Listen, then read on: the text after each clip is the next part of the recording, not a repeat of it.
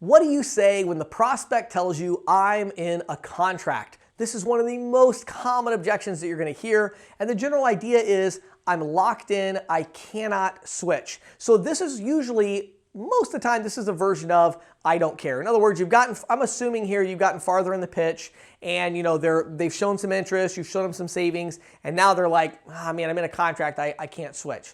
So let's first of all understand what this means. What this means is they have an early termination fee. So in the merchant services industry, it's not that they can't cancel their agreement. The problem is that if they do cancel the agreement, there is a fee that they have to pay called an early termination fee or an ETF. So what do you do when they present that? Well, what I love to do, and you're going to find with a lot of my objections, is I love to use a story that's unrelated to merchant services to make my point. So what we're going to do here is we're going to assume that the merchant has a early termination fee of $295, which is very normal. We're going to assume this is a pizza shop doing $20,000 a month in volume, and we're going to assume that we're able to save them $100 a month, okay? So throughout all of the objections that we're going to get, I'm going to use that example. So it's a pizza shop. They do $20,000 a month in volume. We're going to save them $100 a month, which is $1,200 a year. They have an early termination fee in this case of $295. And they say, I have this early termination fee. I can't switch. Here's what I would say. I'd say, well, I can certainly appreciate that. So whenever someone gives you an objection, you must always, without fail, you must include buffer statements. A buffer statement is a statement that acknowledges the legitimacy of their concern. Okay? Buffer statements acknowledge the legitimacy of their concern. The number one mistake I see salespeople make with objections is they rebuttal the objection without the buffer statement, and if you do that, you will lose the sale probably 95% of the time. There are a few people that will let you get away with it, but not many. Most, when they say, well, I'm in a contract, yeah, but you know what we can do is we could get you out of that contract, and what I can do is if I save you a little bit more money, do you think you already lost them? You lost them with the first 2 or 3 words you said, they're gone.